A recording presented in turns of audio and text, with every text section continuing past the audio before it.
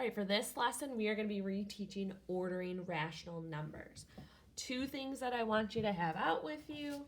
First off, in your resource packet, this fraction to decimal to percent conversion cheat sheet that has all of the conversions for us. I'm also going to have a calculator out because I'm going to show you how to either use the cheat sheet or use the calculator. You need to pick which method is best for you. So, first step that we say to do for each of these is we're going to rewrite all of these as decimals. So I'm going to rewrite -4.5, I'm going to write it as a decimal. So the whole number is going to stay -4. I'm putting a decimal, and then I'm converting 1/2 to a decimal. So I can use my chart. We're looking at 2 as our denominator, so I'm looking at halves, that's on top. The decimal is 0.5. Here's where people mess up, is sometimes they'd go in and they'd write 0.5. This is just saying if there's no whole value, it would be 0. But our whole number is 4. So I'm just looking at what's to the right of the decimal. So I'm writing 0.5. If I did this on the calculator, again, I would just write the -4. And then for 1/2, fraction means division. So this is just 1 divided by 2. You're going to get the same value there that we had on the chart. 0.5 goes to the right of the decimal. 5.6 is already a decimal, so I'm just going to write that as 5.6.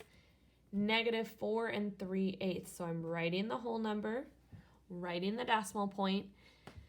Now we're looking for 3/8, so our denominator is eighths. If I'm looking on my chart, I see halves, thirds, fourths, fifths, sixths, eighths on the bottom here. So 3/8, the decimal to the right of the decimal is 375, so 0.375. Again, I could have plugged it into the calculator. The fraction means division, so 3 divided by 8 equals the same value, 0.375. And then 5.35 is already a decimal. So first step was to write them all as decimals. Then we need to go back and make sure they all have the same number of decimal values. So this one has 1, this one has 1, this one has 1, 2, 3, and this one has 2. So the highest that we have is 3. I'm going to add zeros to all of these so that every single one of them has 3. So we have 1, 2, 3. I added 2 zeros to make it 3. Here we have 1, 2, 3. Added 2 zeros to make it 3. We already have 3 here. Here we've got 1, 2. Add a 0 to make it 3. And then the last thing that I do before I order them is I'm going to identify the negative values. So -4.5, that is a negative number. Here we have a positive. I'm not going to highlight it. This one is negative. So the reason that I'm doing that is that we should know, no matter what, a negative number is always smaller than a positive. So when I'm ordering these, I should know that my negatives should come first because those are going to be the lower values. So I'm looking at these two. Their first number is the same, -4 and -4. So I'm going to look at the number after the decimal. Well, we have to remember for negatives is a bigger negative is the smaller number. So looking at this, what's bigger, 500 or 375? 500 is a bigger number, so this is going to be our smallest. I'm just going to put a 1 right there because I know that's going to be first. And then I'm going to put a 2 here because that's the only negative left and it has to be the next one in line. Now I'm looking at my positives. My positives work normally. A smaller number is a smaller number, a bigger number is a bigger number. Looking at the whole number first, they are the same, so I'm ignoring those. Now I'm just looking at what follows. We have 600 and we have 350. Which one's smaller, 600 or 350? 350 is smaller, so I'm putting a 3 because that's the next one that's in line, which means this has to be the fourth and final. Now when I'm rewriting them, I'm going back and I'm writing them in the original form. So this one was our first, which was -4.5. What I'm going to do is I'm going to cross it off here to know that I already used it. The second one that we labeled was -4.375, which was this third one here, -4 3/8. I'm going to cross it off to know that we're done with it. Our third one was the last guy, 5.350, which originally was 5.35. Cross it off because we're done.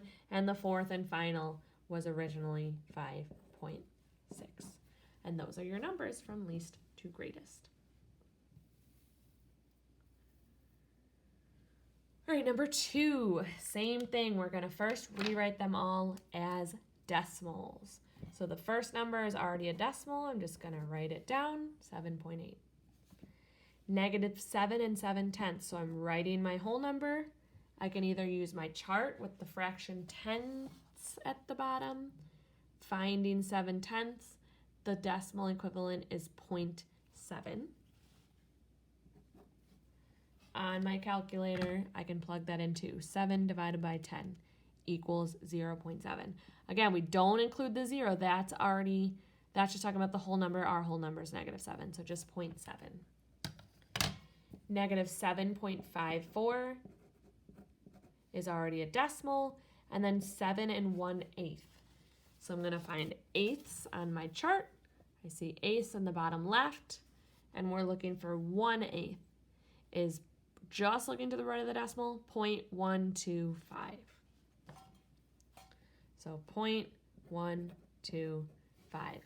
Again, I can do this on the calculator by doing 1 divided by 8, which gives me the same thing, 0.125.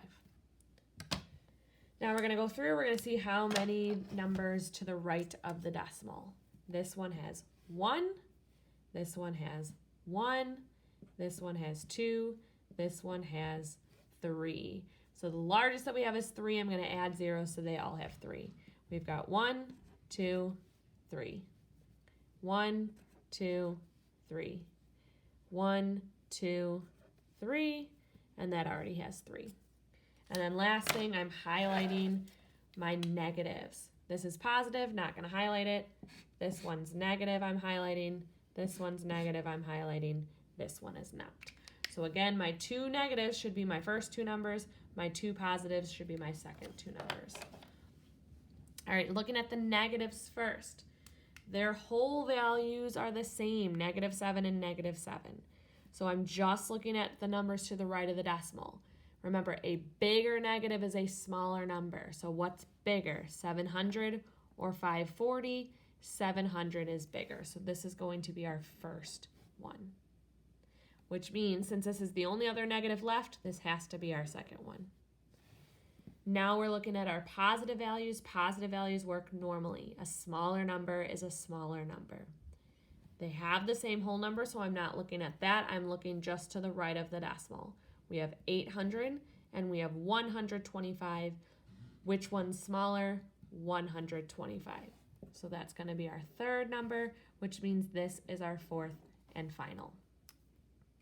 Now when we're ordering, we're writing the original value. So our first number should be this, -7.700, which originally was our 1, 2 second number, 1, 2 second number here. So our original was -7 7/10. Second thing was this number right here, which was the 1, 2, third one, 1, 2, 3, -7.54. Third was this guy over here, which was our last one originally, which is this guy right here, 7 1/8. Which means the fourth and final was this original first one here, 7.8. All right, let's do one more together just for some extra practice. First thing we're doing is we're rewriting them as decimals. 8 5/8. Writing the whole number, finding eighths. 5/8 is right here to the right of the decimal, 0.625.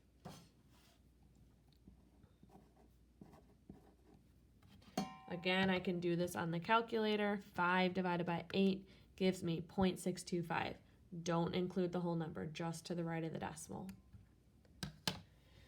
Next one, -8 and 7/10. So -8, 7/10. Finding tenths on here. 7/10 is right here.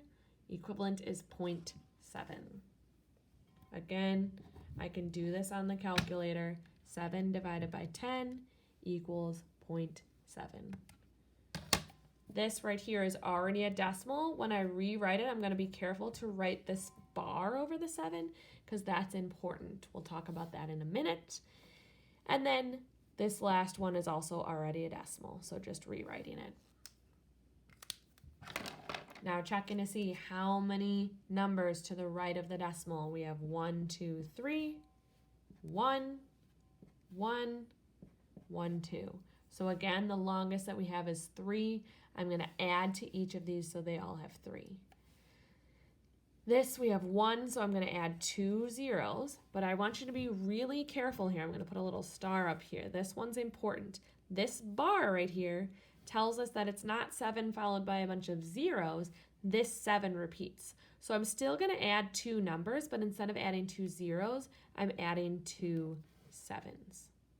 And then this last one here, we need 1 more, so I'm adding 0. I'm going to go through, I'm going to highlight my negatives.